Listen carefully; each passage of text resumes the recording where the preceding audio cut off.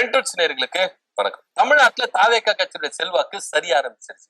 கூட இருக்கிற சிறு சிறு கட்சிகளா இருந்தாலும் சரி, பொதுமக்கள் மத்தியில சரி, தாவேகா தலைவர் விஜய் அவர்களுக்கு இருந்த செல்வாக்கு சரிய தொடங்க ஆரம்பிச்சு. விஜய் அவர்கள் கட்சி ஆரம்பிக்கும் பொழுது நிச்சயமா ஒரு மாற்றத்தை கொண்டு வருவாரு, திமுக அதிமுகவுக்கு மாற்று இவர் தான் அப்படின்ற ஒரு பெரும் எதிர்பார்ப்பு பொதுமக்கள் மத்தியில இருக்கதா செஞ்சது. ரசிகர்கள் மத்தியிலேயோ நிர்வாகிகள் மத்தியிலேயோ இருந்ததோ இல்லையோ சரி, பொதுமக்கள் கிட்ட நிச்சயமா இருந்தது. ஆனா அந்த நம்பிக்கை, அந்த பெரும் எதிர்பார்ப்பு இப்ப சரிய தொடங்க ஆரம்பிச்சிருச்சு. போதாததுக்கு கூட இருந்த ஒரு சில சின்ன சின்ன கட்சிகள் கூட அவர் மேல நம்பிக்கை இல்லாம வெளியேறிட்டு வராங்க. தமிழ்நாடு முஸ்லிம் லீக் இன்னைக்கு ஒரு பகிரங்கமான ஒரு அறிவிப்பை வெளியிட்டு இருக்காங்க. விஜய நம்பி நாங்க தேர்தல் நிற்கிறதுக்கு தயாராக இல்ல. ஏன்னா விஜய நம்பி நாங்க நின்னு அதிகப்படியான சீட்டு வாங்கி செலவு பண்ணி எங்க தலையில நாங்களே என்ன பண்ணல போட்டுக்கிறது விரும்பல அப்படின்னு இன்னைக்கு தமிழ்நாடு முஸ்லிம் லீக் என்ன பண்ணிருக்கு, ஒரு பெரிய அறிவிப்பை வெளியிட்டு இருக்கு. நாங்க தாவேகா கூட்டணியில இருந்து வெளியேறோம். இருந்த ஒரு சிறுபான்மையினர் கட்சியும் வெளியேறிச்சு. இவரை நம்பி யாருமே போறதுக்கு தயாராகவே இல்லைங்க. உண்மையிலேயே விஜய் அவர்கள் ஒரு பிம்பம், ஒரு மாயை, அவ்வளவுதான். அப்படியே இப்படி வந்துட்டு போவாங்கல்ல, அந்த மாதிரி இவர் வந்துட்டு போறாரு. அரசியல்ல ஒரு வளம் வந்துட்டு போலாம் அப்படின்னு. ஆனா உண்மையிலேயே ஒரு பெரிய தாக்கத்தெல்லாம் ஏற்படுத்த மாட்டாரு. இன்னைக்கு நிறைய பேர் என்ன சொல்றாங்க, 10% வாங்கிப்பாரு, 20% வாங்கிடுவார், 30%, 8%க்கு கீழே தான் இவர் வாங்குவார். இன்னும் சொல்ல போனா நோட்டாவுக்கும் இவருக்கும் தான் போட்டியே. இவர் சொல்றாருல டிஎம்கே விசஸ் டிவிகே அப்படின்னு.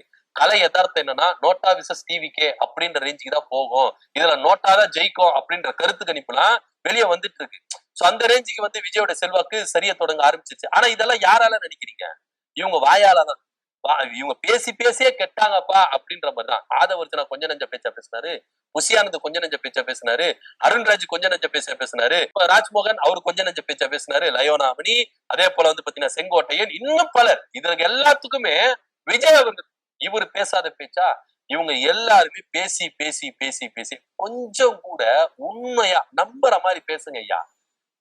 பொய்யா பேசிக்கிட்டு இருக்கா அப்படின்ற மாதிரி பொய்யான பேச்சுகளை பேசிட்டு இருக்காங்க, பொய்யான வாக்குறுதிகளை கொடுத்துட்டு இருக்காங்க. இவங்க ஆட்சிக்கு வந்தாதான் எல்லாத்தையும் கிழிப்பாங்களா, எல்லாம் ஆட்சிக்கு வந்தாதான் இவர் போய் மக்களை போய் சந்திப்பாங்க. இப்பவும் மக்களை போய் சந்திக்கிறதுக்கு துப்பு இல்ல விஜய்க்கு.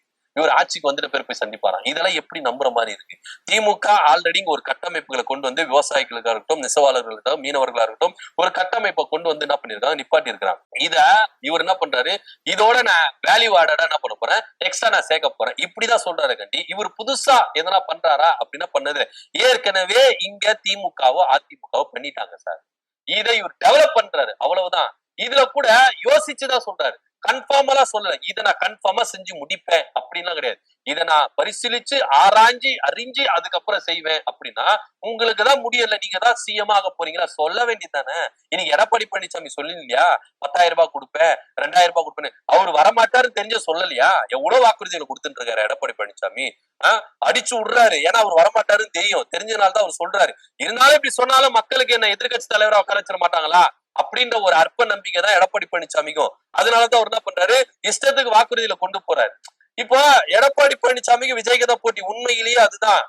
ஆனா இவர் வெளியில மறைக்கிறாரு. இன்னும் சொல்ல போனா கலை யதார்த்தம் என்ன பண்றாங்கன்னா, விஜய் ஆட்டத்துக்கே சேர்த்துக்கல.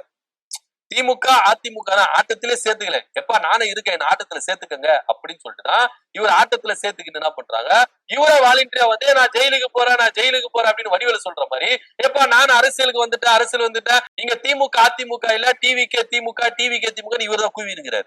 இவரை யாருமே சட்டம் பண்ணவே கிடையாது. இந்த பக்கம் திமுக சுத்தமா சட்டம் பண்றதே கிடையாது. இந்த பக்கம் ஒரு சிலர்னா விஜய் விமர்சிக்கிறாங்க. நீங்க ஜெயக்குமார் அண்ணன் முதல்ல அவர் ஸ்கிரிப்ட் இல்லாம படிக்க சொல்லுங்க, செய்தியாளர்களை சந்திக்க சொல்லுங்க, அதுக்கப்புறம் பேச சொல்லுங்க. எங்களெல்லாம் தொட்டார்னா அவர் அவ்வளவுதான் அப்படின்ற ரேஞ்சுக்கு வார்னிங் எல்லாம் கொடுக்க ஆரம்பிச்சார் ஜெயக்குமார் அண்ணன். சோ அந்த ரேஞ்சுக்கு போயிருச்சு. ஆனா இவரு நான் இன்னும் இருக்கிறேன் வாங்க வாங்க அப்படின்னு சொல்லிட்டு கூவின்னு இருக்காரு. ஆனா இருந்தாலும் நான் என்ன பண்றேன், ஒரு ஆஃபர் கொடுக்குறேன், ஆட்சியில் அதிகாரத்துல பங்கு தரேன், துணை முதலமைச்சர் பதவி வாங்க அப்படின்னு சொல்லிட்டு ஒரு சில ஆஃபர் கொடுத்தாங்க. இதை நம்பி எந்த பெருக்கட்சி வர்றதுக்கு தயாராகவே இல்லை. இந்த பக்கம் திமுக கூட்டணியை உடைக்கிறதுக்கு எந்த அளவுக்கு முயற்சி இருந்தாங்க தெரியுமா? இதுல வேற இவர் திமுக டிவிகே, டிவிகே திமுக இப்படின்னு போட்டி போட்டு இருந்தாரு. முட்டி முட்டி மோதி பார்த்தாரு, செல்ஃப் எடுக்கல. கூட இருக்கிற தம்பிங்கள் இருக்காங்களா, அவங்கள என்ன பண்ணாங்க, முட்டி போதாங்க, செல்ஃப் எடுக்கவே இல்லை. உடனே ஒரு அவசர மீட்டிங், வாங்க எல்லாரும் வாங்க, திமுகவை எதிர்க்க முடியல, அது ஒரு பெரிய கோட்டையா இருக்கு, முட்டி முட்டி நம்ம தானே பண்றோம், மூக்க உடைச்சிட்டு இருக்கோம், அதனால திமுக கூட்டணியை உடைப்போம் அப்படின்னு சொல்லிட்டு ஒரு பிளான போட்டு ஆளுக்கு ஒரு திசையா ஃபர்ஸ்ட் விடுதலை சிறுத்தைகளை கைய வச்சாங்க.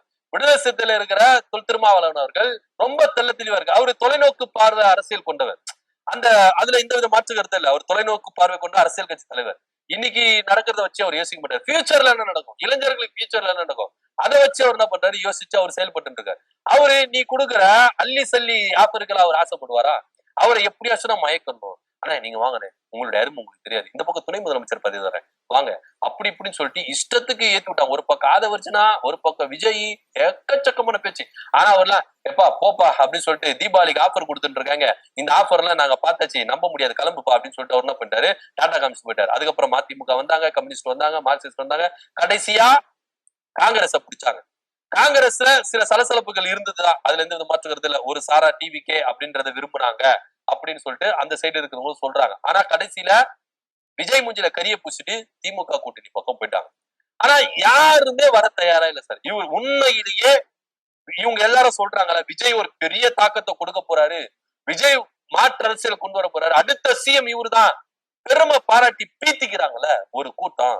உண்மையிலே விஜய் அவ்வளவு ஆளுமை மிக்க தலைவர்னா அவர் கொடுக்கிற ஆஃபருக்கு இன்னைக்கு அவரை தேடி எல்லாரும் போயிடும். ஆட்சியில் அதிகாரத்திலும் அவருக்கு பங்கு. அடுத்த முதலமைச்சர் அவர் தான், மாற்றத்தை கொடுக்க போறாரு, வாங்க எல்லாரும் காலி பண்ணிட்டு போலாம்னு சொல்லிட்டு திமுக கூட்டணி உடைஞ்சிருக்கும், அதிமுக கூட்டணி உடைஞ்சிருக்கும். ஏன் ஒரு கட்சி கூட, ஒரு லெட்டர் பேட் கட்சி கூட விஜய் வீட்டு வாசல போயிட்டு ஏன் ஏறி மிதிக்கல? ஏன்னா விஜய் ஒரு மாயை, விஜய் ஒரு மாயை பிம்பம்.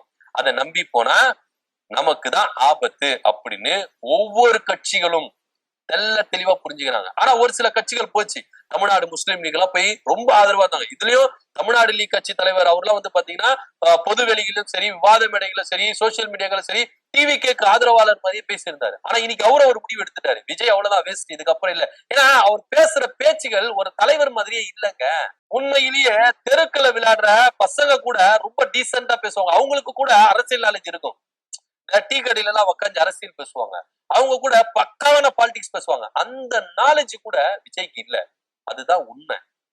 அப்படி கூடவே இருந்து பார்த்தாங்க தமிழ்நாடு முஸ்லீம் லீக்கு, கூடவே இருந்து பார்த்தாங்க விஜயோட அருமை பெருமைகள் எல்லாம் ஆரம்பத்துல இருந்ததுதான், இல்லைன்னு சொல்ல வரல. ஆனா காலப்போக்கில அது சரிய தொடங்க ஆரம்பிச்சிருச்சு மக்கள் மத்தியிலே. இன்னைக்கு ஒவ்வொரு கூட்டத்தில மக்கள் வர நினைக்கிறீங்க, எல்லா நிர்வாகிகள் ரசிகர் கூட்டம், தற்கொலை கூட்டம். நேற்று தினத்துல தஞ்சாவூர் மாவட்டத்துல என்ன அலிச்சாட்டையம் பண்ணாங்கன்னு நினைக்கிறீங்க? கை குழந்தையில தூக்கிட்டு வராங்க, ஒரு கார் அப்படியே சூழ்ந்து ஜாம்பி கூட்டம் மாதிரி என்ன பண்ணிட்டாங்க, சூழ்ந்துக்கிட்டாங்க. இந்த மிருதன் படத்துல வரல அந்த மாதிரி சூழ்ந்துக்குன்னு அவ்வளவு அலிச்சாட்டியம் பண்றாங்க. அந்த காரு பட்ட பாடு இருக்குது. அதுவும் இல்லாம தடுப்பு அந்த இரும்பு கம்பியெல்லாம் உடைச்சுக்கிட்டு ஒரு போலீஸ்காருக்கு அடிபட்டு அந்த அளவுக்கு என்ன பண்ணிருக்காங்க, உடைச்சிட்டு வந்திருக்காங்க. கண்ட்ரோல் பண்ண முடியல. ஏன்னா அப்பேற்பட்ட ஒரு தற்கொலை கூட்டமா இருக்கிற, வெறி பிடிச்ச கூட்டமா இருக்குது இந்த கூட்டம். ஒருத்தன் கழுத்தை போட்டு நெரிச்சிக்கிறான், சாக போறேன் உள்ள விடு.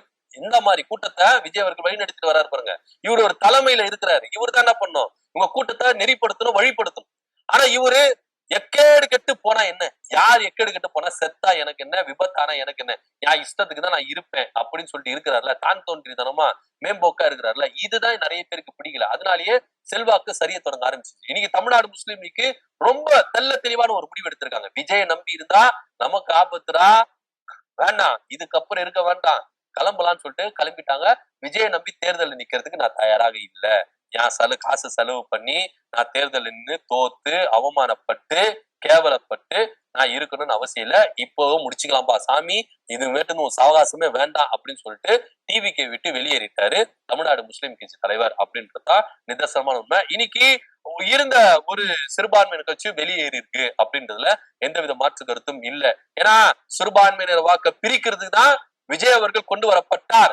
இன்னைக்கு பிஜேபியோட பிம்பத்துலதான் விஜய் அவர்கள் செயல்படுறாரு, பிஜேபி சொல்ற செயல்பாடுகளை தான் விஜய் அவர்கள் செய்யறாரு அப்படின்றது வெட்ட வெளிச்சமா தெரிஞ்சிருச்சு. இன்னைக்கு தமிழ்நாடு முஸ்லீம் லீக்கும் என்ன பண்றாங்க, அதுதான் அந்த கருத்து தான். விஜய் அவர்கள் முழுக்க முழுக்க பாஜகவின் கைக்கூலியாவே இருக்கிறாரு. பாஜக என்ன சொல்றாரோ அதனோட பொம்மையாதான் விஜய் அவர்கள் இருக்காரு, தாவேகா இருக்குது அப்படின்னு எல்லாருக்கும் தெரிஞ்சு போச்சு. இன்னும் பல பேருக்கு இதுக்கப்புறம் தெரியும், வெளியே வருவாங்க அப்படின்றதுதான் நிதர்சனமான உண்மை. எப்போ அருண்ராஜ், நிர்மல்குமார் இவங்க எல்லாம் போய் சேர்ந்த, செங்கோட்டை முதற்கொண்டு எல்லாரும் போய் சேர்ந்தாங்களோ, பாஜகவின் ஸ்லீப்பர் செல் அங்க இருந்து விஜய கொஞ்சம் கொஞ்சமா ஆதவர்ஜுனா முதற்கொண்டு எல்லாருமே கொஞ்சம் கொஞ்சமா பாஜக பக்கம் இழுத்துட்டு போயிட்டாங்க. இன்னைக்கு பாஜக என்ன சொல்லுதோ அதுதான் விஜய் அவர்கள் செய்யறாரு அப்படின்றத ஒவ்வொருவரும் தெரிஞ்சுனாங்க. இருந்த சிறுபான்மையினர் ஒரு கட்சியும் தமிழ்நாடு முஸ்லீம் லீக்கும் தாவேகா விட்டு வெளியேறிச்சு அப்படின்றதா நிதர்சனமான உண்மை. இன்னைக்கு விஜய் அவர்கள் எவ்வளவு ஆஃபர் கொடுத்தாரு, ஒருத்தர் கூட அவர் வீட்டு வாசல் பக்கம் கூட போறதுக்கு தயாரா இல்ல. விஜய்க்கு பெரும்பான்மை கிடையாது, எந்த எதிர்பார்ப்பும் கிடையாது அப்படின்றது ஒவ்வொரு தடவை ப்ரூவ் ஆயிருக்கு. தமிழ்நாடு முஸ்லிம் லீக்கும் தாவேகா கட்சியோட உறவை முறித்துக்கிட்டு வெளியே வந்துட்டாங்க.